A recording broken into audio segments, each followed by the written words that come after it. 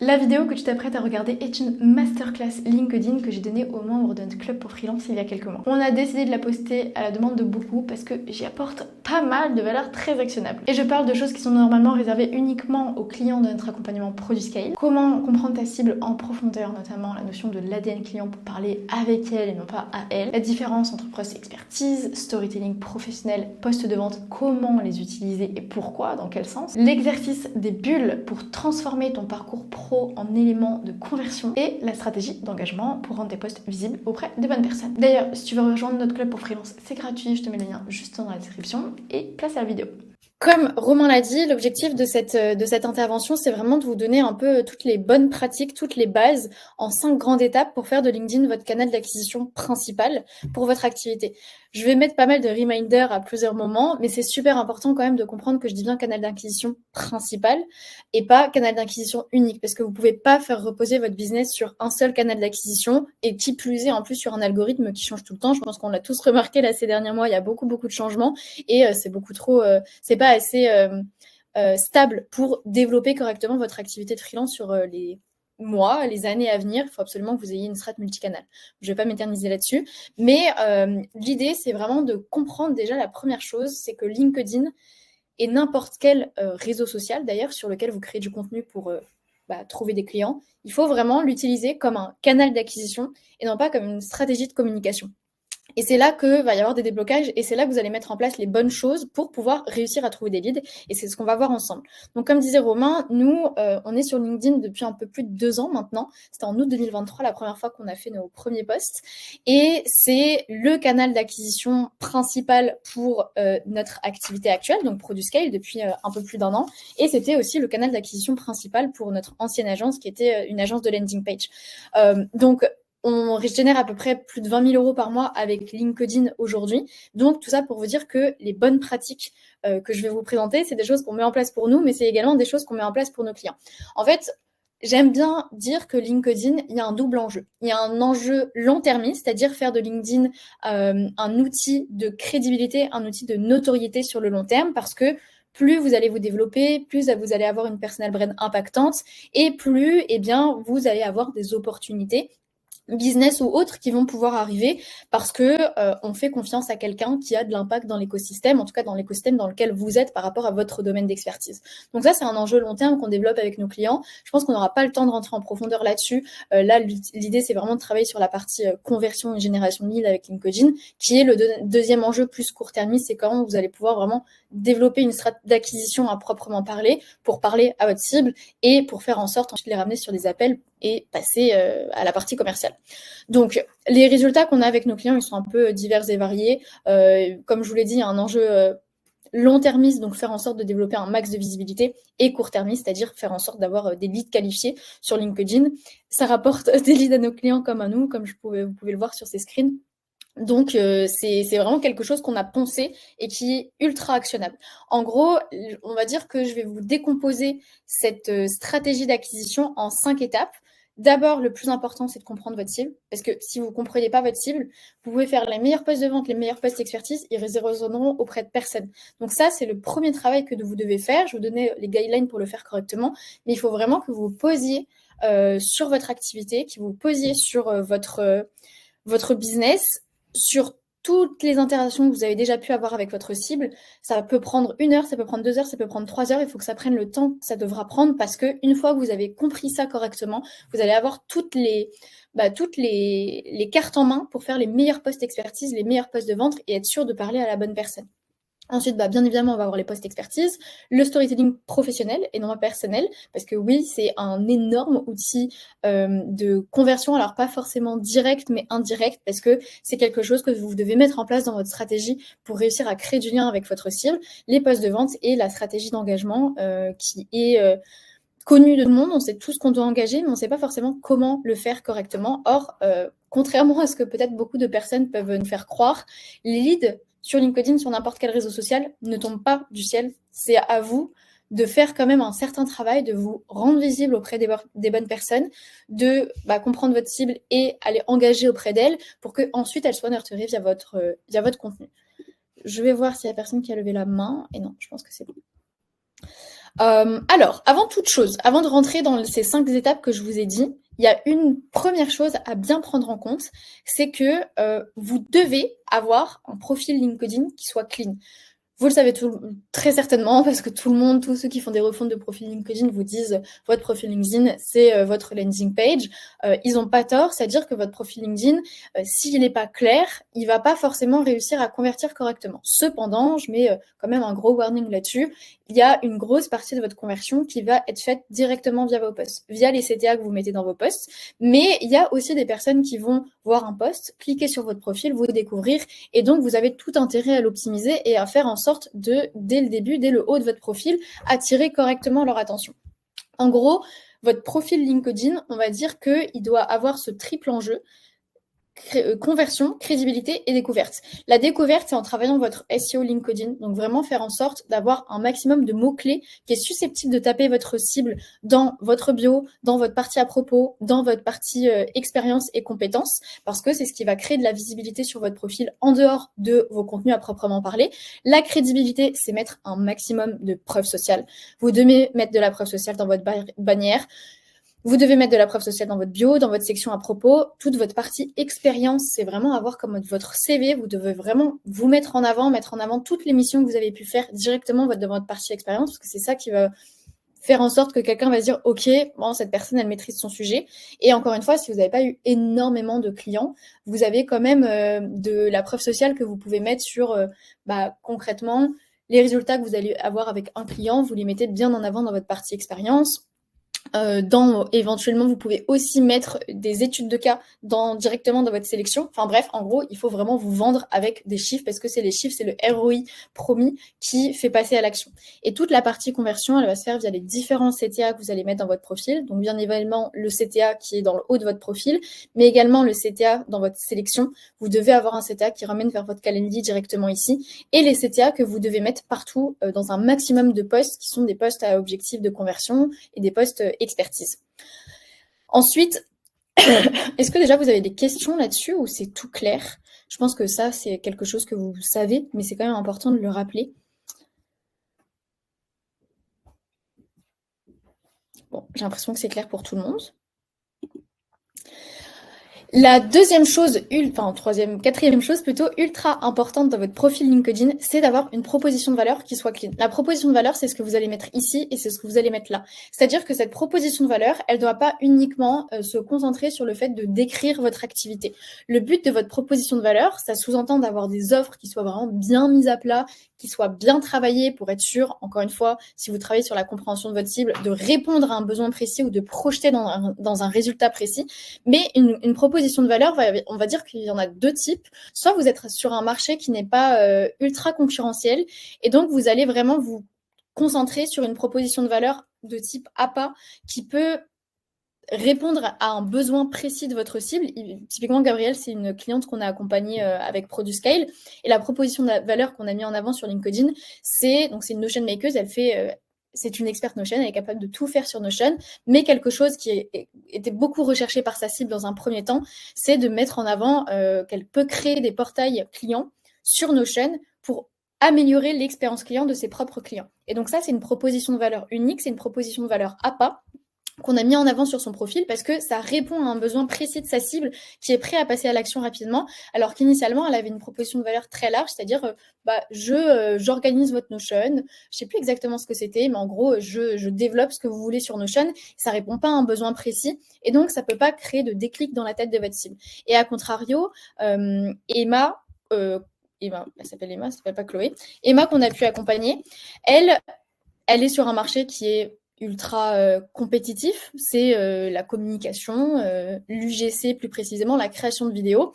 Et elle, la proposition de valeur qu'on a mis en place avec elle, c'est juste simple et efficace. C'est pas dire j'accompagne les entreprises food à optimiser la conversion via leurs vidéos et se rendre visibles auprès de leurs consommateurs finaux. Non, là, c'est beaucoup trop compliqué. Il y a tellement de gens sur le domaine qu'il faut faire simple et efficace. Il ne faut pas chercher à LinkedIniser votre proposition de valeur pour la LinkedIniser. C'est concrètement, elle fait des vidéos virales dans la food. C'est simple et efficace, on comprend, et du coup, elle se différencie sur le marché concurrentiel pourtant avec quelque chose de très clair comme ceci.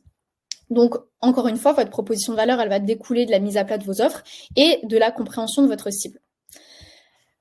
Est-ce que vous avez des questions où je peux rentrer dans le vif du sujet? Alors oui. Est-ce que cette stratégie participe à la crédibilité? Oui, la stratégie de contenu, c'est ça, tu veux dire, Mathias? Faire un 2 en 1 en gros. Alors, j'ai pas trop compris. Est-ce que tu peux me dire, Mathias, ce que tu entends par cette stratégie? C'est la stratégie de quoi exactement?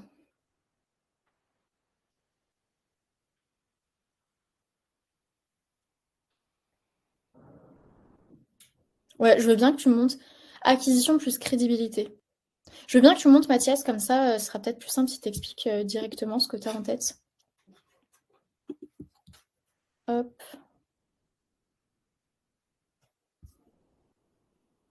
Bon, le temps que tu montes, je vais répondre aux autres. Avoir une offre d'appât, par exemple, pour moi, en tant que brain strategist, ma promesse, c'est d'être architecte de la stratégie de marque. Comment rendre ça compréhensible et attrayant?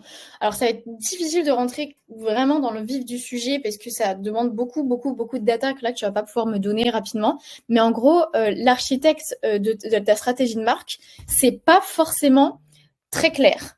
Enfin, en tout cas, moi, juste un regard extérieur. Architecte de ta stratégie de marque, c'est pas limpide. Concrètement, en fait, c'est quoi ce que tu entends par stratégie de marque? Parce que est-ce que ça va tout va partir de la compréhension de la cible et je vais revenir dessus juste après. C'est est-ce que ta cible, elle sait exactement quels sont ses besoins, en l'occurrence, qu'est-ce qu'elle recherche? Est-ce que ta cible, stratégie de marque, c'est pas forcément ce que tu entends par là. Moi, personnellement, après, je suis pas dans ta cible, donc c'est normal. Est-ce que ta cible, elle recherche à développer une identité visuelle particulière? Est-ce qu'elle cherche à développer une nouvelle stratégie pour se développer sur un nouveau marché? Concrètement, qu'est-ce qu'elle recherche clairement? Et c'est cette chose qu'elle recherche que tu dois mettre en avant dans ta proposition de valeur plus que ta promesse à proprement parler. Ta promesse, c'est le résultat que tu lui permets d'atteindre. Ta proposition de valeur, c'est concrètement qu'est-ce que tu as à lui proposer. Et tu peux intégrer une promesse dans une proposition de valeur. Je sais pas si ça répond déjà à ta question, Oriane. Et après, Anaïs, change ta bannière tous les mois, c'est normal.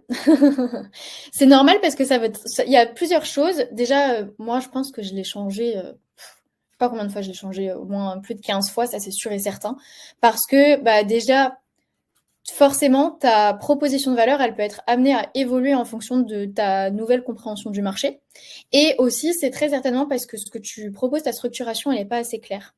Mais par exemple, Emma, si je reprends l'exemple d'Emma, elle, cette bannière, cette bio aussi, elle l'a depuis le tout début, depuis la première fois qu'on a bossé ensemble et qu'on a fait un focus sur son profil LinkedIn, elle l'a jamais changé depuis. Parce que c'est, en fait, on avait tellement bien bossé la partie structuration que c'était simple et efficace. Et en fait, sa cible, elle n'a pas changé. Sa cible veut toujours la même chose, c'est toujours aussi simple. Et le marché n'a pas évolué non plus. Tant que ça, tout du moins. Alors, depuis la dernière, j'ai des connexions tous les jours, mais bon, bah c'est cool. Alors, alors, par contre, ça, il faut bien traquer toute ta data. Est-ce que tes connexions, tu les as parce que tu as optimisé ton profil? Je suis pas sûre. Ou est-ce que tes connexions, tu les as parce que tu as fait un certain type de poste qui répond à un certain type de douleur ou juste qui te rend inspirante? Il faut vraiment traquer ta data en fonction des actions que tu as mis en place juste avant. J'ai aussi une question dans Q&A. Je suis dans le branding et c'est quasi impossible de générer des chiffres résultats, des logos et des années d'expérience, ça remplace efficacement. Oui, bien évidemment, mais il y a des choses comme ça où, par exemple, ce qu'elle a mis Emma, il n'y a pas de résultat à proprement parler, si ce n'est visibilité. Ça va, là, pour le coup, effectivement, quand tu es sur du beau, tu vas pas pouvoir promettre un ROI particulier. Mais concrètement, qu'est-ce que recherche ta cible avec son branding? Est-ce qu'elle recherche quelque chose de différent? Alors, on me dit d'accepter les gens, mais moi, j'ai personne qui demande à monter. Qu'est-ce que recherche ta cible quand elle souhaite développer son branding?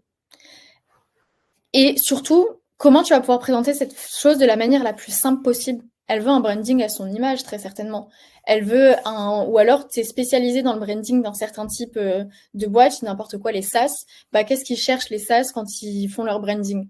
Il faut que tu te concentres sur ça, sur qu'est-ce que recherche la personne quand elle souhaite faire appel à tes services. Et je reformule ma question. Est-ce qu'une stratégie d'acquisition participe aussi à la stratégie de crédibilité? Oui, bien évidemment.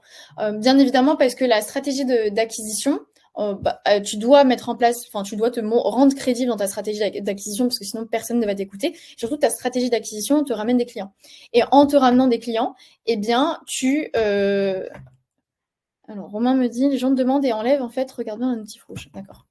Dans ta stratégie d'acquisition, tu vas, logiquement, si tu l'as fait correctement, avoir des clients. Et en fait, le fait d'avoir des clients, il faut absolument que tu le buses in public parce que les gens font confiance à des gens qui ont déjà des clients. Donc, de manière plus simple, juste je me suis mal exprimée. Si tu montres que tu as des clients et que tu en as beaucoup et qu'en plus tu vas enrichir ça avec des posts de preuve sociale, des posts résultats clients, tu vas te rendre crédible auprès des autres parce qu'ils vont se dire tout simplement, ah bah, il y a tant de personnes qui lui font confiance, ça veut dire qu'il fait du bon travail. Moi aussi, je vais plutôt lui faire confiance à lui qu'à une personne nouvelle qui va pas forcément me parler de l'intérieur de son business. Bon. Je vois personne qui demande à venir, donc je repars sur ma présentation et je referai un tour ici juste après. Hop, hop, hop. Donc maintenant que la proposition de valeur est retravaillée, donc vous avez travaillé vos offres en amont, vous pouvez cleaner votre profil LinkedIn pour faire en sorte qu'il soit quelque chose qui va parler concrètement à votre cible. Il faut que savoir ce que tu proposes, à quel besoin tu réponds, pour pouvoir travailler sur le reste de la stratégie. La première étape, comme je l'ai dit, c'est de comprendre ta cible. Il y a plusieurs choses qui vont être mises en place pour réussir à comprendre ta cible et surtout, tu ne vas pas le faire ce travail une fois, tu dois le faire de manière très régulière. J'ai envie de te dire tous les mois dans un premier temps pendant 6 mois et ensuite, c'est quelque chose que tu vas faire à minima tous les trimestres parce que vu que tu évolues dans ton activité, forcément, les interactions que tu as avec ta cible évoluent. Forcément, tu vas te rendre compte de nouvelles choses. Et donc, il faut toujours que tu mettes à plat ce que nous, on appelle chez ProduScale ton ADN client, tout du moins que tu l'enrichisses. Et tu ne peux pas réussir à t'adresser à ta cible si tu ne la connais pas. Donc, il faut bien comprendre par contre que tu ne dois pas chercher à comprendre ton persona. Donc, est-ce qu'il s'appelle Jean-Jacques? Est-ce qu'il a 32 ans? Il a 4 enfants? Non, ça, on s'en fout. En fait, tu dois plutôt chercher à comprendre le professionnel qui est derrière, c'est-à-dire le storytelling professionnel de cette personne-là et surtout ses objectifs, ses peurs, ses contraintes, ses problématiques. Donc, comment tu vas réussir à comprendre ta cible? C'est faire ce qu'on appelle communément une étude de marché. Tu dois aller chercher un maximum de data sur ta cible. Tu peux le faire de plusieurs manières. Soit tu as déjà bossé avec des clients et donc tu vas revenir sur toutes les interactions que tu as avec elles parce que forcément tes clients ils vont te parler de leurs objectifs quand tu travailles avec eux, ils vont te parler de leurs peurs, ils vont te poser des questions bien spécifiques. Donc déjà ça te donne de la data et surtout tu reviens sur tes appels de closing. C'est pour ça que c'est super important d'enregistrer vos calls de closing. Je pourrais vous mettre le lien de l'outil qu'on utilise dans le canal du club si ça vous intéresse pour le faire. Mais c'est super important parce que ça vous permet de vous améliorer sur la partie commerciale, mais surtout, ça vous permet d'avoir de la data quand vous devez faire vos focus sur votre data client, sur votre data prospect, sur votre data de votre site, pardon. Ça vous permet d'avoir de la data que vous pouvez aller récupérer pour améliorer votre ADN client. Donc, revenir sur les appels de closing, revenir sur tous les entretiens que vous avez, revenir sur les échanges que vous avez par message avec vos prospects, même si ce n'est pas des gens qui sont allés jusqu'en appel de vente, mais vous avez forcément échangé sur certaines choses. Et ils vous ont forcément donné quelques informations concernant leur situation, concernant leur blocage. Alors, pourquoi ils ne sont pas passés à l'action, pourquoi ils n'ont pas eu envie de prendre un rendez-vous avec vous. Ça, c'est super important parce que ça vous permet de comprendre les blocages ou les pensées limitantes de votre cible. Et donc, après, ça va être à vous de faire des bons posts expertise pour justement démonter ces croyances limitantes qu'ils peuvent avoir. Et après, si vous venez de vous lancer et que vous n'avez pas eu de contact avec votre cible encore, déjà, la première chose à faire, c'est d'aller au contact de la cible sans chercher à la prospecter, mais juste faire des rendez-vous, aller au contact de votre cible, que ce soit en visite, que ce soit en visio, pardon. Il faut absolument que vous preniez contact avec votre cible, encore une fois, sans chercher à la prospecter, mais pour chercher à la comprendre. Et sinon, les forums, c'est un puits de connaissances inimaginable. Allez fouiller sur les forums. Vous pouvez en trouver forcément par rapport à certaines problématiques ou par rapport à votre cible directement. Et vous allez avoir une mine d'informations.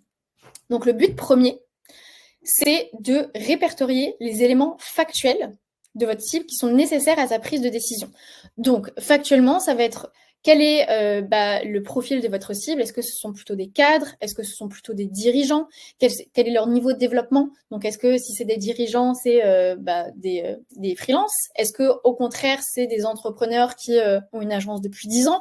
Il faut vraiment que vous ayez les bases de qui ils sont et ce qu'ils proposent, leur niveau de maturité sur le sujet, ça c'est super important. Parce qu'en fonction de leur niveau de maturité, vous allez plus ou moins faire de contenu éducatif. Donc est-ce que votre cible, elle comprend et elle maîtrise un minimum le domaine sur lequel vous intervenez, les objections courantes et les meilleures réponses. Donc ça vient en retravaillant sur vos appels de closing et sur les contacts que vous avez pu avoir avec votre cible.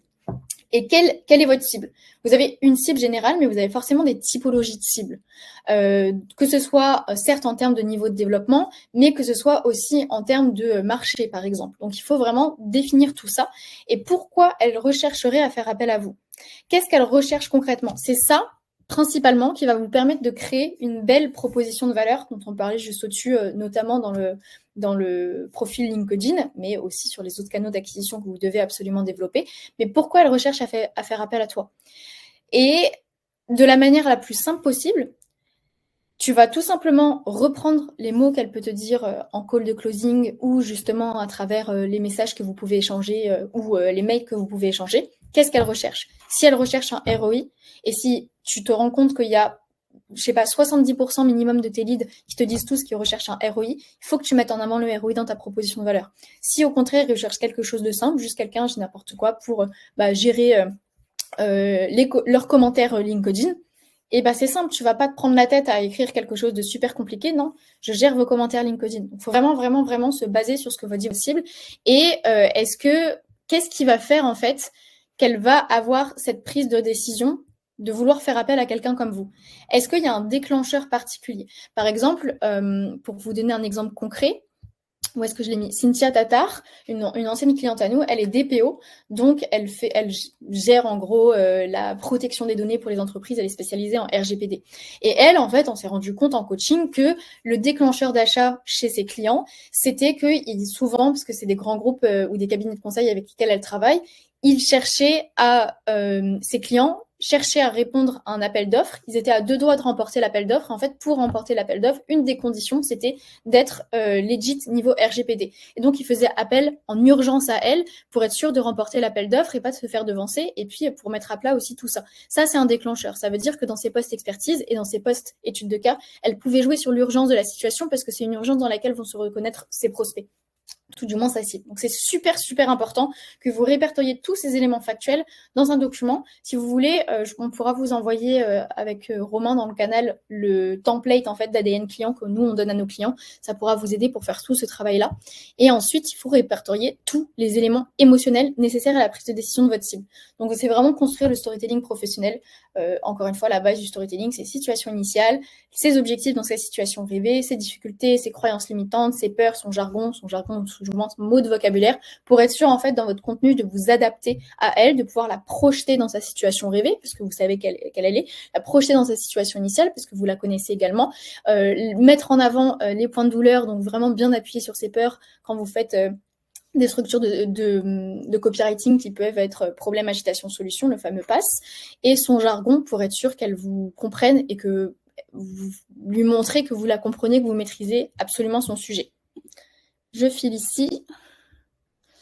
Alors, Romain, comment on monte? En fait, quand normalement, je peux t'inviter à présenter si tu veux. Mais normalement, en fait, sur les 3 petits points, tu peux demander à Speak. Je t'ai invité, si tu souhaites, Mathias.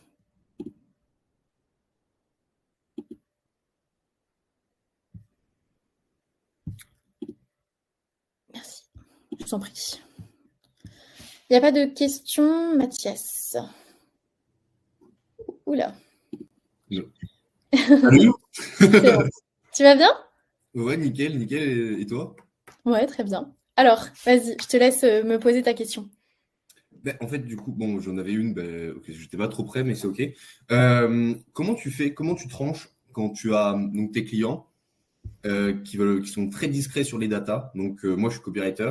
Donc, les ROI, donc taux de conversion, taux d'ouverture, etc., c'est hyper vendeur.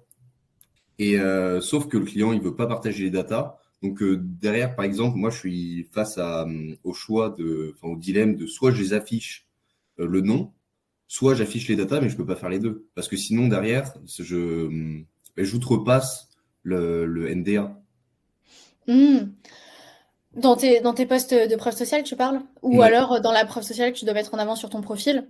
ouais, c'est Bah ça. ça, c'est assez tricky parce qu'effectivement, si ton client il dit non, bah il dit non. Et ça, la meilleure chose que tu as à faire, c'est pendant l'onboarding de poser des questions dans ton questionnaire d'onboarding sur est-ce que vous êtes OK ou pas que je partage soit vos résultats, soit votre nom.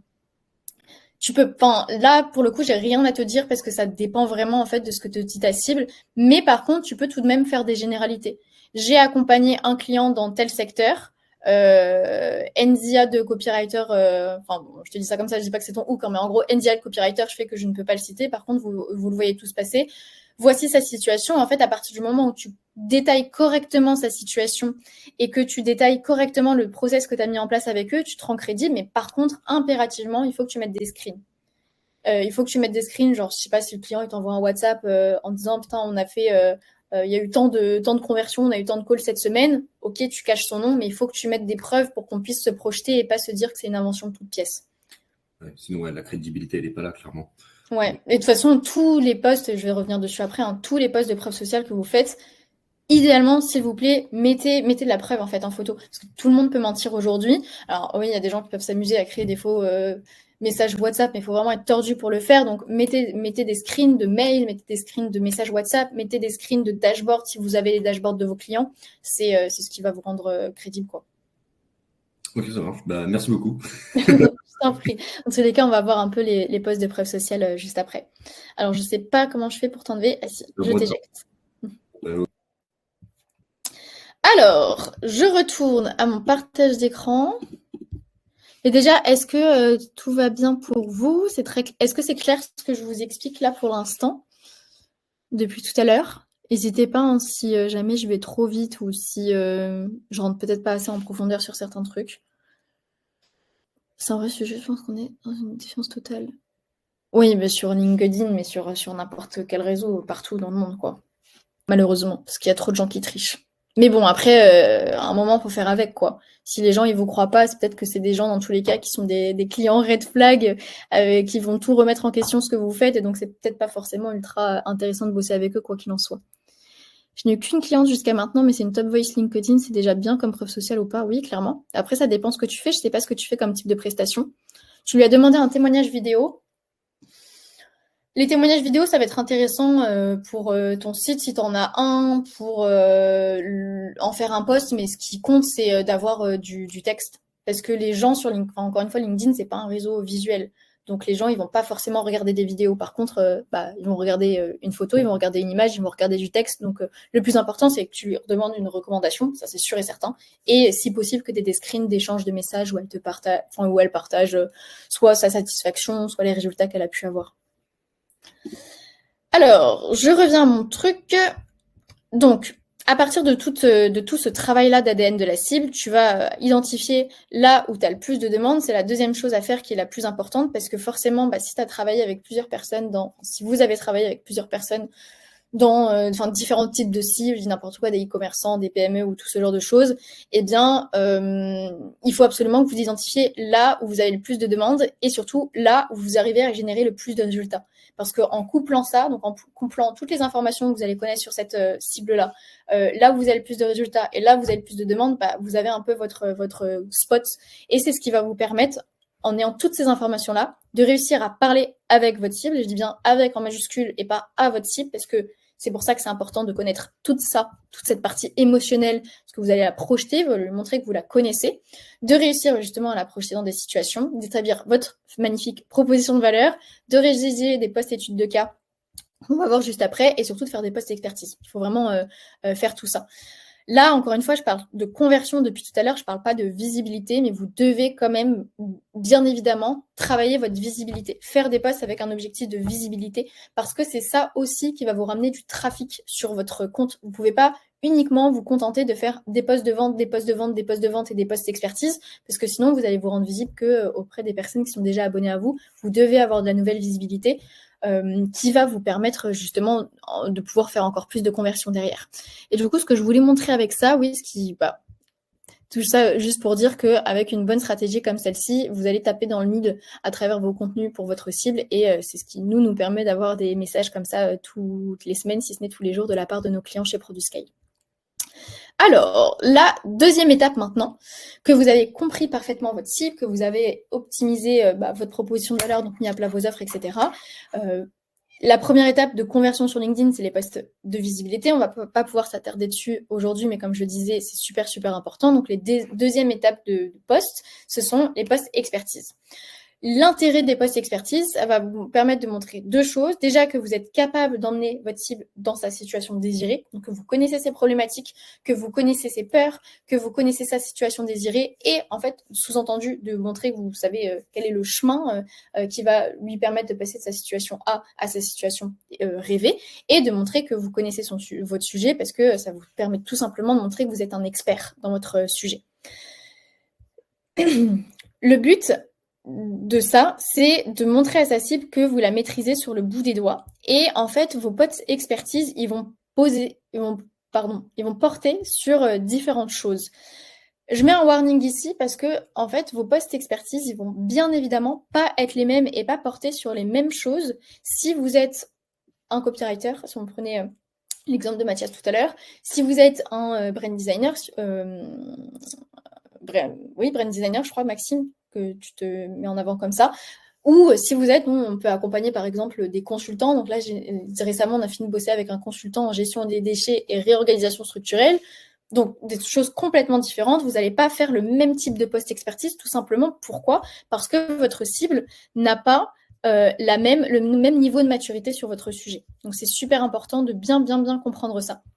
Et du coup, là, j'avais mis un note warning sur le fait que, oui, deuxième chose sur les posts expertise, le but, c'est pas de montrer à la cible comment faire la prestation que vous allez faire pour elle. C'est-à-dire que tous les tutos, comment, par exemple, les personnes qui font des landing pages, tous les tutos, comment bien construire ton header ou comment bien construire ta page de vente, les gens, ils n'ont pas besoin de savoir ça parce qu'ils veulent faire appel à tes services, ils veulent pas que tu leur montres comment faire. Donc ça, c'est vraiment faut bien faire attention à ça. Et l'exemple que j'avais noté par rapport à Gabriel, que je vous ai monté tout à l'heure, si tu es Notion Maker, tu vas pas expliquer comment créer ton dashboard Notion parce que justement, tu sais pas le faire et tu as envie de le déléguer. Par contre, ce que tu vas montrer, c'est comment utiliser le dashboard, comment intégrer une database, comment générer une nouvelle vue, comment optimiser ton expérience client avec ce dashboard Notion. C'est vraiment important de montrer que ton but, c'est pas d'être professeur et d'apprendre étape par étape comment faire. Et ça dépend encore une fois du niveau de maturité de ta cible sur le sujet. Donc, tes posts expertise,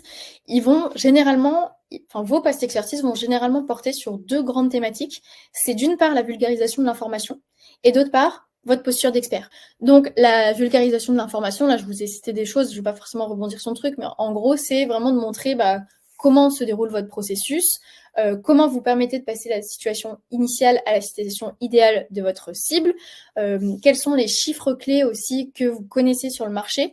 Donc, est-ce que vous pouvez vous baser sur des études, est-ce que vous pouvez vous baser aussi sur des études que vous faites sur l'ensemble des clients que vous avez pu avoir pour générer des chiffres, et en fait, ça vous permet de montrer que vous comprenez le marché vraiment en profondeur. Si en plus vous avez une proposition de valeur avec un ROI, il faut vraiment toujours expliquer ce ROI, comment vous le calculez et comment votre service il permet juste de mieux satisfaire les demandes des propres clients de votre cible. C'est toujours super important et super smart de se dire que vos clients, ils font appel à vous parce que eux, ils ont des clients derrière.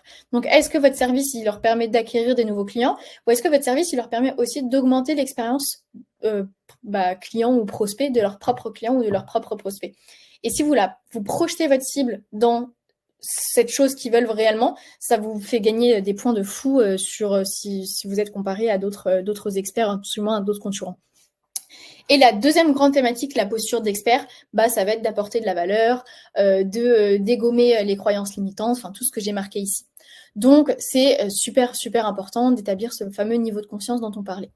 Et là, en fait, en faisant tout ça, en mélangeant ces informations à toutes ces informations sur la compréhension de votre cible qui est ici, vous allez pouvoir parler avec votre cible et non pas à votre cible, parce que vous allez la projeter dans cette situation initiale, dans sa situation idéale aussi, dans sa situation de peur, mettre en avant les points de douleur, et en fait, constamment, vous lui faites comprendre que vous maîtrisez de fond en comble sa situation, que vous savez ce qui lui fait mal, que vous savez où est-ce qu'elle veut aller, que vous savez comment le faire, et donc tout de suite, vous vous instaurez comme un expert dans la tête de votre cible. Encore une fois, par contre, il faut réussir à avoir votre cible dans votre base d'abonnés. On verra ça comment le faire après.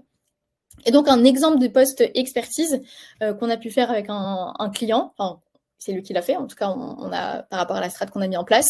Ça, c'est un post expertise qui, certes, a cartonné en termes de likes, mais c'est pas forcément tant ça. C'est que c'est un post expertise qui a été bien construit, où il y a cette notion de pourcentage de chiffres dont je vous parlais tout à l'heure. Il y a cette notion il projette la personne dans la situation parce qu'il maîtrise, il cite précisément la cible, ce qui lui permet de se sentir concerné. Et ça lui a permis d'avoir des dizaines, je ne sais pas, mais en tout cas plus de 10 leads qualifiés qui sont venus à lui et qui lui est venu à eux suite à ce post. Donc surtout aussi d'augmenter sa base d'abonnés qualifiés parce que ce post expertise a vraiment résonné auprès des personnes auprès desquelles ça devait résonner. Pardon, je perds un petit peu mes mots là. Mais donc, ça c'est un exemple de post expertise, mais il y en a plein d'autres. Il y en a pour certains. Les meilleurs posts expertise, ça va être des carousels parce que ça va leur permettre d'illustrer leurs propos et parce que ça correspond mieux à leur cible.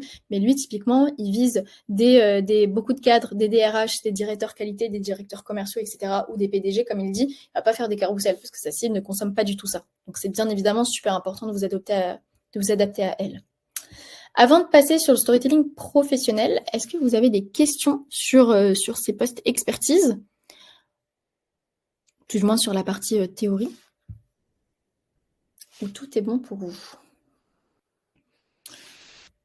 Alors, c'est mieux du texte. Alors, Oriane, tu demandais si c'était mieux du texte pour quoi? Ah oui, par rapport à ce que je t'ai dit tout à l'heure, oui, c'est mieux. J'avoue que dès que j'ai un message qui parle de fou, je prends une capture d'écran, oui, ça c'est très bien. C'est ce qu'il faut faire. Comment savoir ce que notre cible aime consommer? Bah ça va passer par lors de ton étude de marché et ta récolte de data. Hein. Je trouve l'info assez inaccessible. L'information sur ta cible, bah déjà, ça dépend de qui est ta cible. Je trouve l'info assez inaccessible, donc on est d'accord, vous parlez de l'info de qu'est-ce qu'aime consommer votre cible, c'est bien ça. Je suppose. Du coup, ça, les questionnaires Anaïs, moi je suis pas forcément fan des questionnaires, mais l'information sur ce qu'aime consommer votre cible, ça va passer par les forums, déjà d'une part, et ça va passer par la prise de contact avec votre cible. Donc en fait, faire des appels découvertes gratuits, il ne faut pas les formuler comme appels découvertes, mais plutôt par exemple comme des audits ou ce genre de choses. En gros, qu'est-ce que vous allez pouvoir donner gratuitement à votre cible pour qu'en échange, elle vous donne des informations que vous avez besoin de savoir. Après, là, pourquoi tu as besoin de savoir ce que ta cible aime consommer, Mathias et Anaïs d'ailleurs, c'est par rapport à quoi exactement?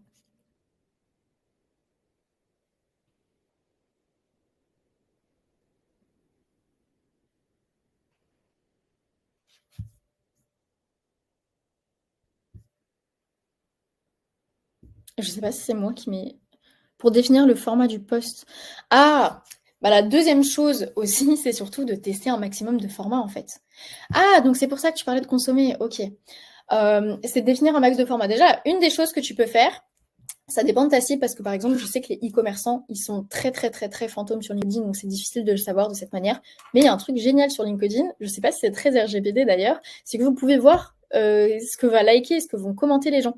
Donc déjà, ça vous permet d'avoir énormément de data sur, a priori, ce qu'aiment les types de contenu qu'aime votre cible. Que ce soit les thématiques qu'elle aime et que ce soit aussi les types de contenu. Vous pouvez vous rendre compte que il like beaucoup de carousel ou au contraire, il like beaucoup de post storytelling ou beaucoup de post études de cas ou beaucoup de lead magnets.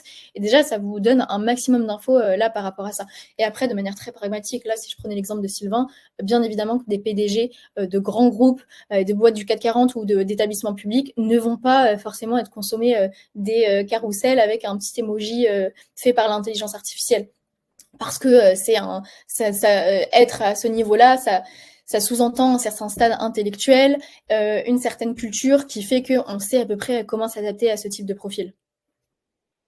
Donc voilà, étude de marché et surtout faire un petit peu de strat de growth comme celle-ci pour aller traquer ce que commente votre cible directement.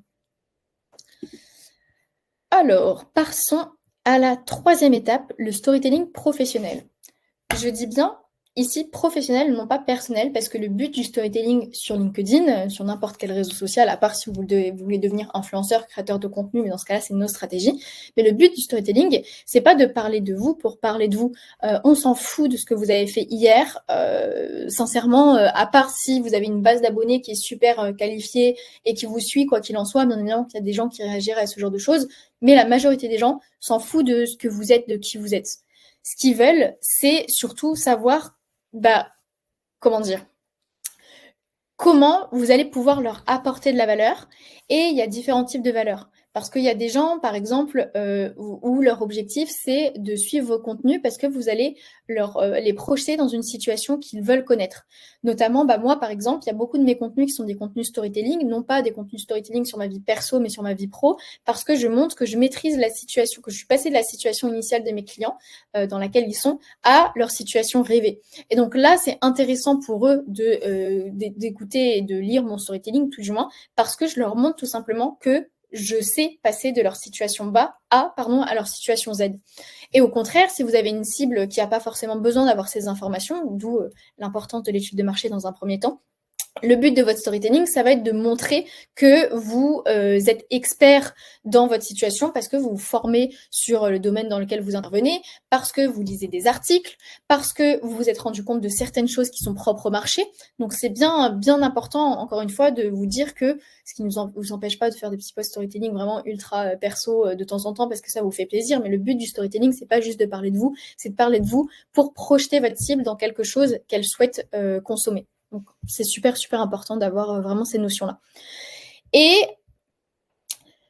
le but aussi de ce storytelling, c'est de montrer tout ce qui s'est passé dans votre vie professionnelle que vous pouvez relier à votre activité actuelle et relier aux résultats que vous pouvez avoir avec votre cible. Parce que c'est ça votre atout. En fait, votre background, comme on dit, quel que soit le type de mission, si vous étiez salarié, si c'était du CDD, si c'était du freelancing, si c'était en gestion d'entreprise, peu importe, votre parcours, c'est votre atout. C'est votre meilleur atout en fait pour vous parce que c'est surtout si vous avez une expertise sur laquelle vous avez déjà exercé les années précédentes, parce qu'en le tournant correctement, vous allez juste pouvoir montrer que vous maîtrisez parfaitement le domaine et que vous êtes un expert dans votre sujet et donc ça va attirer votre cible. En fait, le but du post-storytelling, c'est de parler de vous pour vous imposer dans la tête de votre cible comme la personne à qui faire appel dans une situation de crise par rapport à ce sur quoi veulent travailler vos prospects, enfin votre cible, parce que votre personnalité lui parle, donc c'est super important de vous révéler à travers vos posts storytelling. Si vous avez l'habitude d'avoir un certain jargon, si vous avez, je sais pas, si vous êtes ultra friendly, ultra solaire comme personne, ça peut être intéressant d'utiliser parfois certains emojis répétitifs pour renvoyer ça, ou d'utiliser les mots que vous allez utiliser à l'oral qui reflètent votre personnalité, parce que on va aussi bosser avec vous pour une personnalité, parce que juste on est attiré par ce type de personnalité, on a envie que quelqu'un bosse sur notre projet qui est comme ça. Et aussi parce que votre parcours vous rend crédible tout simplement, comme je le disais tout à l'heure. Alors là, on rentre un peu dans la pratique, c'est comment vous allez construire votre fameux storytelling professionnel. Pareil, ça demande de vous poser un certain temps sur votre parcours professionnel, je dis bien professionnel, non pas personnel, et faire moi ce que j'appelle l'exercice des bulles. En gros, chaque étape de votre vie professionnelle est une bulle. Donc, vous avez fait un stage qui peut être relié de près ou de loin à ce que vous vendez comme service aujourd'hui. Ça fait une bulle. Vous étiez salarié, vous avez fait des jobs étudiants, vous étiez en mission client. Chaque grosse mission client peut faire l'objet d'une bulle. Chaque étape de votre vie professionnelle est une bulle à part entière. Et ensuite, dans chaque bulle, vous avez des sous-bulles. Je dis bulle parce que moi, j'aime bien mapper et surtout, je suis très papier et stylo. Du coup, je fais ça à l'écrit sur une feuille de papier. Ensuite, je le mets sur Miro. Mais si vous n'êtes pas une personne comme moi, vous pouvez concevoir ça comme des paragraphes, en fait. Et donc, vous avez une étape de votre vie professionnelle et ensuite, vous devez relever plusieurs éléments que vous allez forcément avoir dans chaque étape de cette vie pro. Et c'est pour ça que je dis que c'est un exercice qui prend du temps parce que vous devez vraiment vous introspecter. Quelle était votre situation de base quand vous êtes arrivé dans cette étape de votre vie professionnelle? Quel a été le point de rupture? Donc le point de rupture, c'est par exemple une réalisation que vous avez pu avoir, une grosse mission que vous avez dû gérer, une grosse problématique que vous avez dû gérer, un résultat que vous avez permis d'avoir à votre client ou à votre boss, quel que soit le type de mission. Les péripéties, donc en gros, toute une suite d'actions que vous avez mises en place ou de choses qui se sont passées au cours de cette mission, au cours de cette étape professionnelle, la situation finale, donc en fait, simplement la fin de cette partie de votre histoire. idéalement, je pense que vous en avez pour toutes les missions, mais peut-être pas pour 100% d'entre elles. Une grande partie, vous avez forcément des anecdotes à raconter. Et pensez pas anecdotes que vous pouvez raconter sur LinkedIn. Pensez juste anecdotes, ensuite vous verrez comment vous pourrez LinkedIniser ces informations. Des anecdotes, donc je sais pas, ce soit une remarque qu'on vous a faite, que ce soit une situation que vous avez dû gérer alors que vous ne l'aviez jamais gérée auparavant, une situation une incompréhension à laquelle vous avez fait face parce que, enfin bref, vous comprenez ce que c'est une anecdote. Ce que vous retenez de ça, parce que c'est la base de votre storytelling, c'est ce que vous retenez, comment vous avez géré la situation. Si vous avez des chiffres à partager, que ce soit des chiffres en termes de résultats, que ce soit des généralités, peu importe, et comment vous résumerez toute cette partie de votre histoire en une phrase ou en 2 phrases.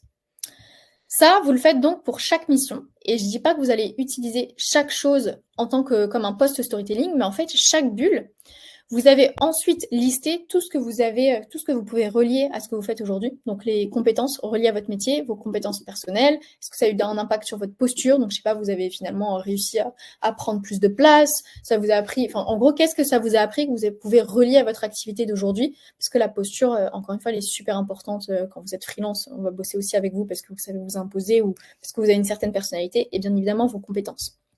Une fois que vous avez fait ce travail-là, il y a énormément, mais quand je dis énormément, c'est vraiment énormément de posts qui vont naître. Déjà, chaque bulle à part entière, ça peut faire l'objet d'un post, si elle est suffisamment intéressante, c'est pas le mot, mais s'il y a suffisamment de matière à développer. Ensuite, chaque sous-bulle, c'est-à-dire chaque chose qui s'est passée dans votre bulle, donc, et par exemple une anecdote, ça peut faire l'objet d'un post si vous arrivez à relier ça correctement à ce que vous proposez aujourd'hui. Ensuite, vous pouvez trouver des points de concordance entre plusieurs bulles. Par exemple, un exemple concret, j'ai fait ce travail en accompagnement personal branding avec un client qui a plusieurs boîtes et qui maintenant est CMO part-time pour des entreprises en Belgique et en Suisse. Et lui, il a créé, je crois, 5 entreprises en tout. Et en fait, on s'est rendu compte que aussi, il était salarié. Donc lui, il a été salarié chez Ikea en tant que il dirigeait la partie financière de IKEA France et chez EDF. Et en fait, on s'est rendu compte qu'il a plus ou moins géré, managé la même taille d'employés dans ces 2 missions-là qui ont été faits à plusieurs années d'intervalle. Et donc, ça peut faire un post sur justement le management quand tu as tant d'employés à gérer et les situations de crise auxquelles tu vas certainement faire face et comment les anticiper, par exemple. Donc là, on a relié 2 points de bulles, de sous-parties d'une bulle ensemble pour en faire un post à proprement parler. Et vous allez forcément trouver beaucoup de concordance en fait entre chaque chose qui en plus se passer dans votre histoire professionnelle. Et ensuite, un post storytelling sur comment vous avez vécu la situation, une prise de conscience particulière qui a un impact sur ce que vous faites aujourd'hui ou sur le travail que vous faites avec vos clients aujourd'hui. Ça, on fait un post, etc., etc., etc. Mais bien évidemment, chaque travail avec un projet fait l'objet d'un travail... chaque bulle, en fait, mission à proprement parler, ça fait l'objet d'un post étude de cas client. On va voir ça juste après. Et juste pour vous montrer des idées, des exemples de post storytelling que moi je peux faire, l'impact que ça a en soi, les impressions, c'est pas tant ça qu'on doit retenir, mais surtout que c'est les posts qui m'ont ramené le plus de leads en termes de post storytelling que j'ai pu faire. Donc ça, c'est un gros pilier, moi, personnellement, dans ma stratégie d'acquisition sur LinkedIn. Et souvent, des clients nous envoient aussi des résultats, des posts storytelling qu'ils peuvent faire, comme dans le sens où ça rapporte vraiment des leads quand c'est bien structuré. Alors, est-ce que il y a eu beaucoup de questions? Tout. Est-ce qu'il faut se laisser aller sur ton ton, quitte à être client ou se conformer au code LinkedIn?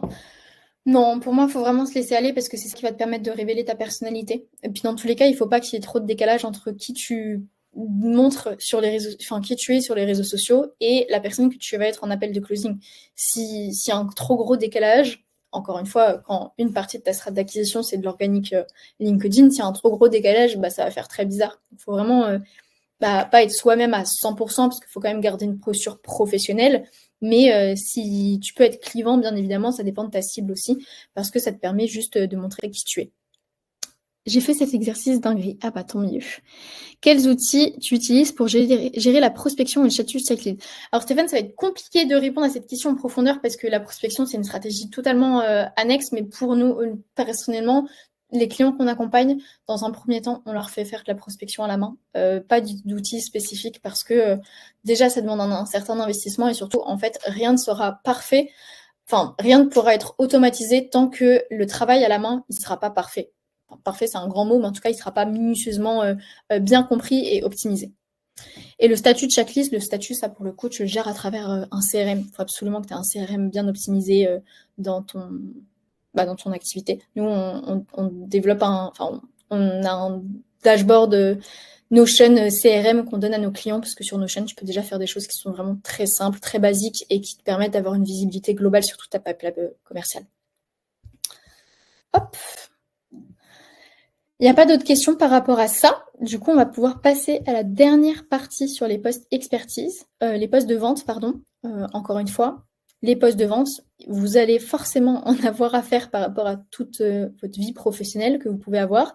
Et si vous venez tout juste de vous lancer dans le monde du travail ou que vous êtes en reconversion professionnelle, vous devez faire des études de cas fictives, si vous pouvez en faire, ou de toute façon, votre reconversion professionnelle, c'est quelque chose de très important dans votre storytelling. Alors, les postes de preuve sociale et les postes de vente, c'est ce qui va vous permettre de montrer en fait le résultat que vous pouvez amener à votre client. Donc, vous devez avoir des postes qui vont porter sur le ROI, des postes où vous mettez en avant juste les témoignages clients, des postes où vous partagez le avant-après, et surtout des postes, si vous pouvez le faire, où vous partagez le résultat que vous avez mis en place avec le client versus l'attente. En gros, pourquoi il vous a contacté et est-ce que vous avez mis en place une méthode qui lui a permis d'avoir certes les résultats attendus, mais aussi d'avoir d'autres impacts dans son business auxquels il ne s'attendait pas pour montrer en fait l'ampleur de l'impact que vous pouvez avoir chez vos clients et chez vos prospects. Donc en gros, suite à un projet client, vous pouvez en général faire pas mal de postes, une étude de cas client généraliste, plusieurs études de cas pointues sur chaque domaine d'intervention.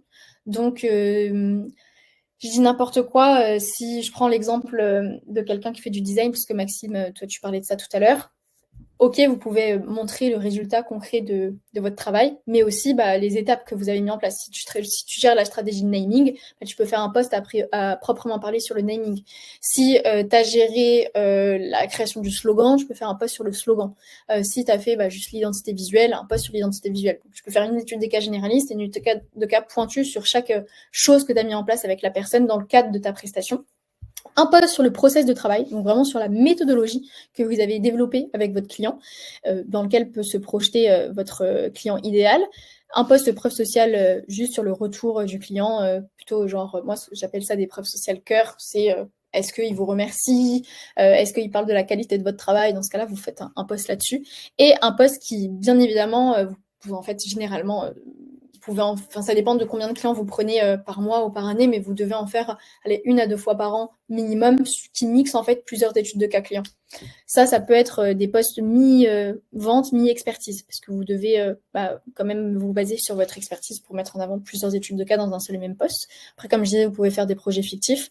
Et si vous n'avez pas assez de matière aussi, vous pouvez très bien faire une analyse complète, très pointilleuse d'un échec ou d'une réussite d'un goal de votre cible, parce que ça va vous, par exemple, il y a une personne qui fait très bien ça sur LinkedIn, je sais pas si vous connaissez, elle s'appelle Athénaï Sandro, donc elle est brand designer, et du coup elle fait des analyses de lancement de marque ou de lancement de strates de communication de marque ou de restructuration branding d'une entreprise.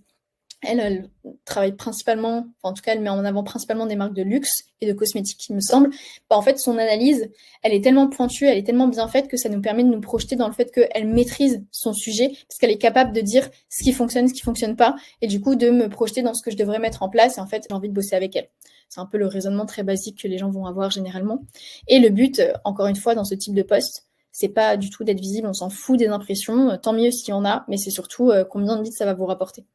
Et exemple de poste qu'on avait pu faire avec, qu'on avait accompagné des clients à faire, c'est une cliente qui carrément a été republiée par LinkedIn France, tellement son poste de résultat client, il avait cartonné, mais surtout, il était bien fait. Donc, des postes de vente bien structurés, ça vous ramène beaucoup de leads. Elle a eu 6 leads, je crois, suite à ce poste-là. Et ça peut vous ramener de la visibilité aussi en même temps. Avant de passer à la dernière partie sur l'engagement, je vais être assez rapide dessus parce que je vois que le temps avance bien. J'ai mis plus de temps pour présenter tout ça que ce que je pensais. Est-ce que vous avez des questions qui viennent? Oui, vous connaissez Athénaïs. Intéressant, je ne pensais pas que je pouvais décomposer à ce point. Ouais, en fait, il faut vraiment vous dire comment vous pouvez être feignant, comment vous pouvez capitaliser sur un truc qui fonctionne. Un truc qui fonctionne, en l'occurrence, un résultat client, enfin en tout cas un projet qui a été finalisé par un client. Et pareil pour les postes expertise, les postes storytelling, comment vous pouvez décomposer une thématique qui a fonctionné, qui a bien intéressé. Parce que déjà, c'est ce qui va vous permettre d'optimiser vos résultats. Mais c'est aussi, bien évidemment, ce qui va vous permettre de vous simplifier la vie. Nous, on fonctionne vraiment, ce qu'on met en place avec nos clients à la fin d'un produit scale, c'est ce qu'on appelle l'arborescence de contenu. J'appelle pas ça une stratégie éditoriale parce que je trouve que ça nous enferme trop, mais c'est une arborescence de contenu en fonction des typologies de posts que vous allez avoir. Donc les posts avec un objectif de visibilité, de crédibilité, de lien et de conversion. Quelles sont les thématiques et les sous-thématiques qui ont fonctionné pendant toute votre période de testing et qui ont fonctionné en fonction des objectifs de chaque type de post, parce que vous n'allez pas analyser la même data si vous faites un post visibilité ou si vous faites un post de conversion. Et ça va vous permettre de savoir, ok, maintenant, quand je dois faire un post de conversion, je dois a priori utiliser cette sous-thématique de cette grande thématique parce qu'elle a bien fonctionné. Et vous avez déjà, si vous faites bien les choses, templétiser un maximum les posts qui ont fonctionné de votre côté, que ce soit les hooks ou que ce soit les structures. Et donc, vous allez aller beaucoup plus vite dans votre processus de création de contenu et vraiment mettre en place un système de contenu et non pas juste une strat de com. Montrer le processus, oui, c'est ultra fort. Bon, écoutez, tant mieux si vous n'avez pas de questions. Maintenant, passons à la dernière partie sur la stratégie d'engagement. Il faut absolument comprendre, comme je le disais tout à l'heure, que c'est à vous de vous rendre visible auprès de votre cible. Parce que, à part si vous avez... et encore, la barre de recherche LinkedIn, elle n'est pas forcément folle. Mais à part si votre SEO LinkedIn fonctionne extrêmement bien et du coup, vous avez beaucoup de personnes qui tombent simplement sur votre profil comme ça. Et dans ce cas-là, tant mieux pour vous. Généralement, vous faites du contenu, donc vous avez envie que votre contenu, il parle aux bonnes personnes et pas juste faire du contenu pour faire du contenu. Tous d'accord qu'on est là pour faire du business, même si ça peut nous faire kiffer de créer du content. Donc, comment vous allez faire en sorte de rendre vos contenus visibles auprès des bonnes personnes? C'est en allant vous-même vous rendre visible auprès de ces personnes-là. Sans rentrer dans ce truc où vous allez ajouter 40 personnes par jour parce que après vous allez avoir une grosse base d'abonnés qui ne va pas forcément interagir avec votre contenu, ça va vous décrédibiliser de fou. Il faut que vous ayez en place une routine, tout simplement. À chaque fois que vous publiez sur LinkedIn, vous devez vous dédier entre 30 minutes, je dirais, si jamais vous n'avez vraiment pas le temps, et 1 heure sur la stratégie d'engagement. Donc, allez commenter sous les posts de votre cible. Il n'y a pas d'intérêt tant que ça, après, à part quand vous faites des posts avec un objectif de visibilité, d'aller commenter sous les gens qui ne sont pas votre cible. À part si c'est vos potes, à part si vous aimez bien le contenu, bien évidemment. Mais vous devez surtout commenter sous les posts de votre cible. Donc, soit vous faites une liste avec plein de personnes de votre cible que vous allez alimenter constamment, soit vous faites tellement bien votre stratégie d'engagement que automatiquement votre feed va être rempli de posts de ces personnes-là. Il faut ensuite que vous allez commenter sous les posts des gens qui ont la même cible que vous. C'est-à-dire qui ont des activités plus ou moins complémentaires à vous, mais surtout pas vos concurrents. Genre, je vois trop de gens qui sont, CM, et quand tu vois dans leurs commentaires, ils commentent que sous les posts de CM. Et c'est complètement contre-productif parce que du coup, l'algorithme LinkedIn, il comprend que vous aimez les posts CM et que ces CM, elles interagissent avec vous en échange. Donc, que en fait, vous devez être visible auprès des CM. Et donc, vous allez toujours rester dans ce mini-cercle fermé d'être visible et de rendre visible vos concurrents. Mais ça va jamais aller plus loin. Donc, à part si vous avez des concurrents dont vous appréciez le travail, pourquoi pas. Mais sinon, il faut idéalement vraiment pas vous rendre visible auprès de vos concurrents, ça n'a pas d'intérêt et surtout ça ne remplit pas d'objectifs business derrière. Ensuite, vous devez absolument envoyer un message à toutes les demandes de connexion qui sont qualifiées que vous recevez. Vous ne devez pas juste vous contenter d'accepter, il faut vraiment chercher à engager une conversation avec ces personnes-là. Engagez en DM avec toutes les personnes de votre cible qui interagissent avec votre contenu régulièrement parce qu'en fait, ils vous montrent un intérêt. C'est à vous de faire ce travail commercial, d'aller créer du lien avec ces personnes-là, sans aller les prospecter, mais créer du lien. Et ensuite, vraiment, vous créez un réseau de premier degré de personnes qui sont qualifiées.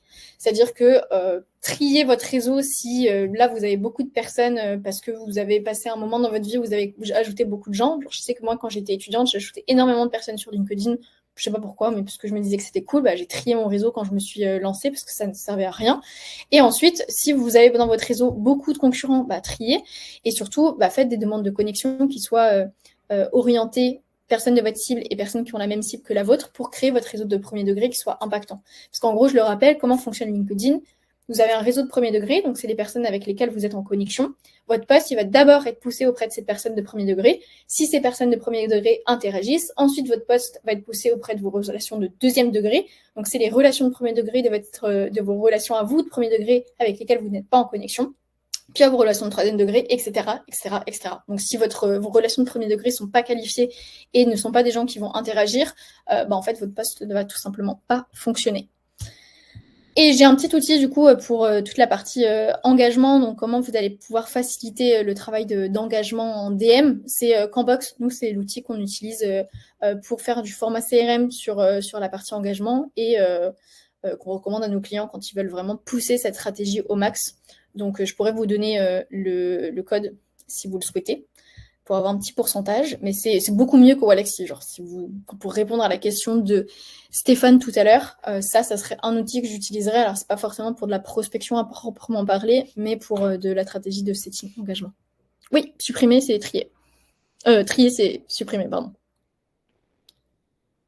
Il y a du link, j'aime pas trop. Franchement, on les a tous testés. Hein. Canbox, c'est le meilleur. En plus, c'est une entreprise française et ils sont très, très, très sympas. Ils sont très réactifs comme service client. Hop. Bon, avant de faire la conclusion, est-ce que vous avez des questions par rapport à tout ce que je vous ai présenté? Est-ce que ça répond aussi à des problématiques que vous avez pu avoir ou des questions que vous posez dans votre activité, notamment dans votre activité de créateur de contenu sur LinkedIn? S'il y a des gens qui veulent monter, dites-moi, je vous fais monter si vous n'arrivez pas à monter tout seul.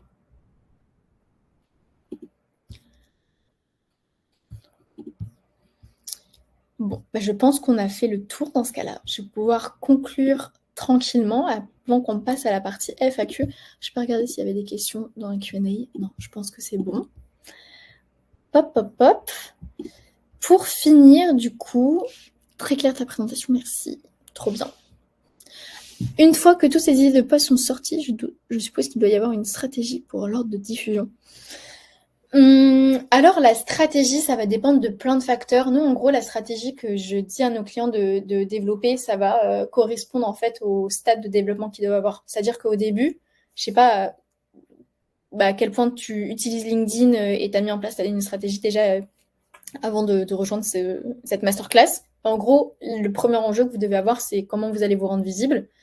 Ensuite, ça va être comment vous allez vous rendre crédible. Et ensuite, ça va être comment vous allez vendre. Donc, tu vas pas mettre en place une stratégie qui va être similaire au moment où tu te lances à proprement parler et une fois que tu as vraiment réussi à comprendre ce qui correspondait à ton marché et ce qui correspondait à ton audience. Donc, il n'y a pas de stratégie toute faite. C'est vraiment à adapter par rapport à qui tu souhaites viser.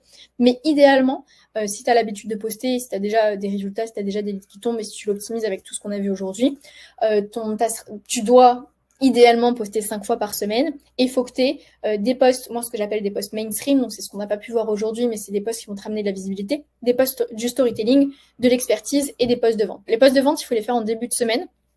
Pourquoi? Parce que si vous les faites en fin de semaine, les gens ils vont réserver pour la semaine suivante et du coup c'est pas optimal pour la relation, en tout cas l'expérience prospect. Donc idéalement vos posts de vente vous les faites en début de semaine et surtout vous devez aussi vous dire que votre stratégie elle peut être changée en fonction de plein de facteurs. C'est-à-dire si vous avez un post qui cartonne, le lendemain, vous devez absolument faire un post de vente parce que vous allez profiter de la visibilité que votre profil va avoir sur ce post-là pour ramener cette visibilité sur votre post de vente. Donc, ça dépend de pas mal de choses. Il n'y a pas de stratégie, une méthode. De toute façon, nous, on ne fonctionne pas avec une méthode toute faite pour tout le monde. Ça va dépendre de pas mal de choses et vous devez aussi vous co-construire votre strat par rapport à une méthodologie qui peut exister. Mais il faut qu'il y ait des posts storytelling, vente, expertise et mainstream chaque semaine. Après, le 5e post, ça va dépendre. Si vous avez beaucoup de résultats clients, vous faites d'autres posts de vente. Si vous vous rendez compte qu'il y a beaucoup d'expertise et de mécompréhension et d'éducation sur votre cible à faire, vous faites un autre post expertise. Si vous êtes super à l'aise avec les posts storytelling et que ça a de l'impact pour vous, vous faites un post storytelling. Si vous voulez absolument avoir de la visibilité, vous faites un 2e post mainstream. Ça va dépendre de pas mal de facteurs finalement. Quelle structure de message recommandes-tu pour engager en DM sans paraître commercial? Ça dépend de... C'est difficile de te répondre, Clément, parce que ça dépend. Nous, on ne donne pas de structure toute faite à nos clients Parce qu'encore une fois, les strates qu'on développe avec ProduScale, c'est vraiment adapté à leur cible, c'est vraiment adapté à leur marché. Et bien évidemment, il peut y avoir des templates que tu peux trouver chez des gens que tu vas réutiliser de ton côté, mais il faut vraiment te dire que tu vas pas t'adresser de la même manière à ta cible, qui n'importe quoi, un e-commerçant, qu'un techos qui fait son SaaS ou qu'un DG d'une grosse boîte. Et donc forcément, les premiers messages de DM, tu vas les envoyer en fonction de ça et tu vas adapter ce que tu vas envoyer par rapport à ta cible. Donc je peux pas vraiment te répondre parce que ça dépend de beaucoup trop de critères. En tout cas, si tu parles de DM sans un objectif de prospection, mais juste DM pour échanger avec ta cible, la première chose que tu dois intégrer dans ton DM, c'est tu dois saucer la personne. Ça, on répond a priori tous, si on est des gentils humains, on répond à quelqu'un qui nous fait un compliment. Donc, comment tu peux réussir à faire un compliment qui correspond à ta cible, qui correspond à la typologie de ta cible, pardon. Comment on fait pour demander un appel avec une cible pour récolter de la data? Qu'est-ce qu'on peut offrir en échange de leur temps? Alors ça dépend. Encore une fois, ça dépend de ta cible. Mais est-ce que tu peux leur offrir un audit si c'est quelque chose qui peut être intéressant? Est-ce que tu peux leur offrir un template? Je dis n'importe quoi. Si je sais pas, tu fais des carousels. Imaginons que tu es DA et CM, tu fais des carousels. Est-ce que tu peux leur offrir un template de carousel? Est-ce que tu peux leur offrir qu'est-ce que tu peux leur offrir? Ça dépend vraiment de ce que tu vends, quoi. Est-ce que tu peux leur offrir, je sais pas si tu as fait une étude complète n'importe quoi, tu vends des pages produits pour les e-commerçants, si tu as en amont pour optimiser toi ton expertise, tu as fait une étude complète des meilleures fiches produits qui fonctionnent pour les e-commerçants et que c'est quelque chose qui pourrait intéresser ta cible, tu lui proposes ça en échange. Encore une fois, ça dépend vraiment de ce que toi tu as sous la main et de ce qui serait intéressant pour ta cible, mais souvent ça peut être un audit. C'est quelque chose de pas mal du tout. Effectivement, c'était plus pour sortir du commercial et connecté. Ok, bon tant mieux alors. Voilà par rapport à ça. Je finis. Je crois que j'avais un dernier truc que j'avais prévu pour finir correctement. Je repartage mon écran. Ça se fait ici. Pour vous montrer ça.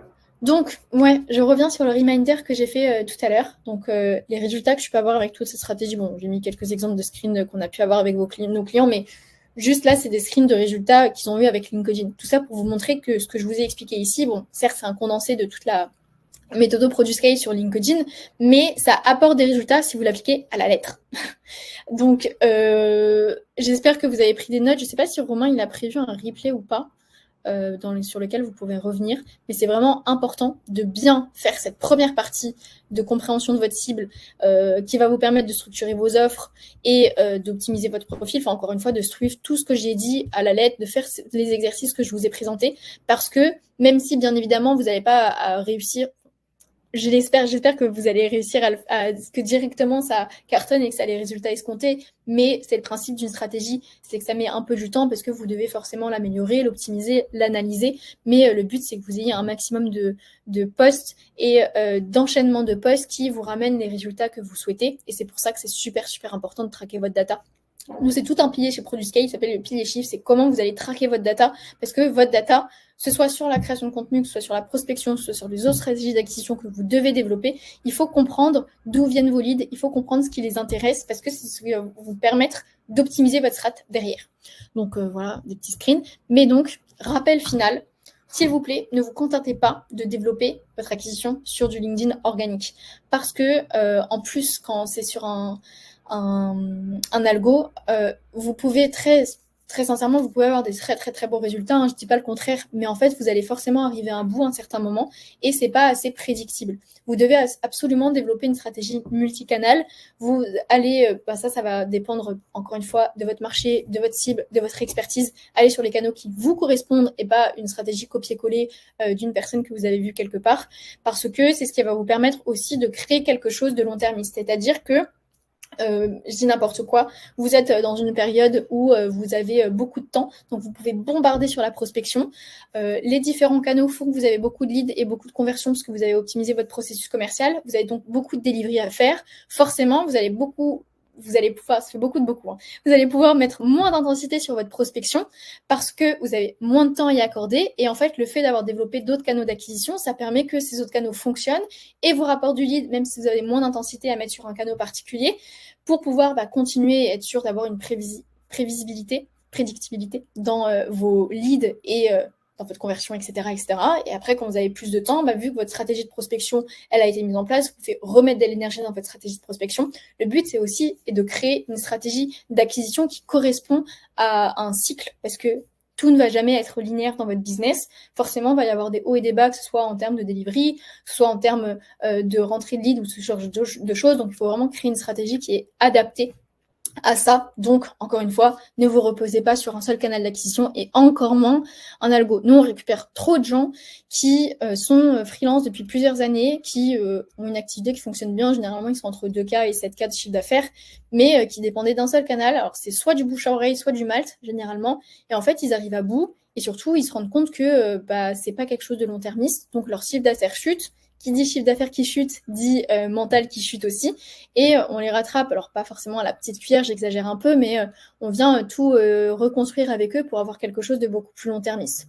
Donc, je rappelle de bien développer quelque chose de global et pas vous reposer sur une seule chose, tout comme ne pas vous reposer sur un client. Il faut toujours avoir plusieurs backups, on va dire ça comme ça. Voilà! J'ai fini avec ma présentation. Je suis désolée, ça a duré plus de temps que prévu. J'espère que vous n'avez pas des choses à faire de votre côté. Je ne sais pas si du coup vous voulez qu'on fasse une petite section Q&A ou si j'ai réussi à répondre à tout ça au fil de l'eau. Alors, j'avais une question. Maintenant, il y a du boulot. Ben oui, il y a du boulot.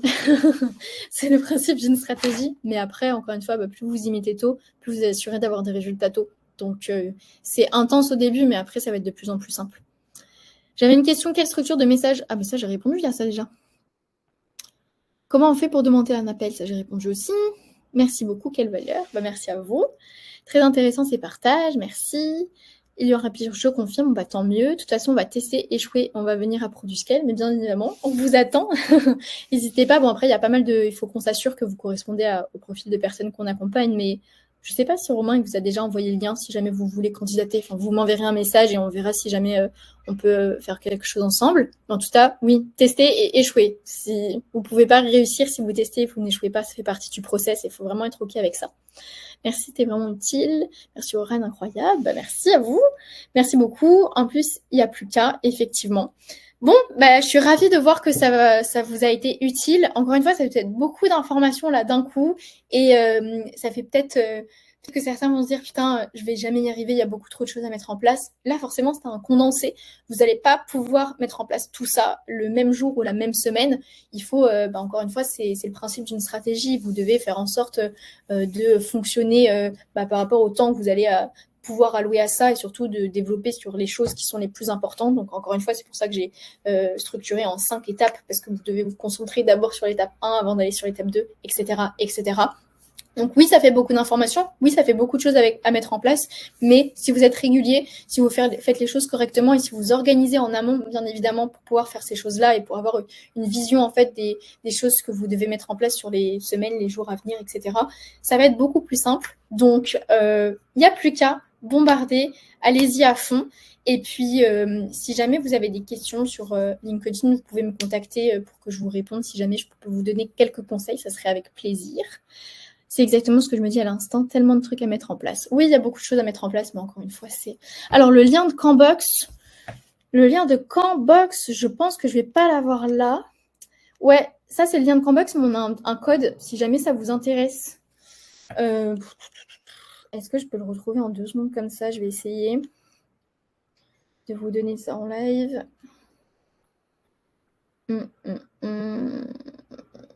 Canbox... Outil. Alors là, j'ai un lien et le code, c'est KB3M30R.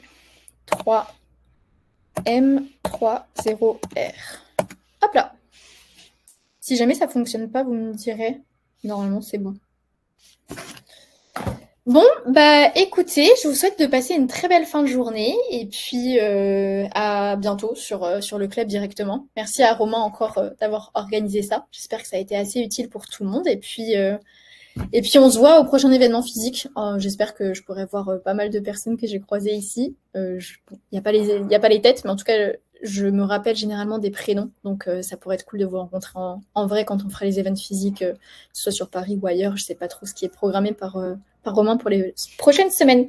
Merci beaucoup à tout le monde. Bonne fin de journée et puis courage pour tout mettre en place. À plus!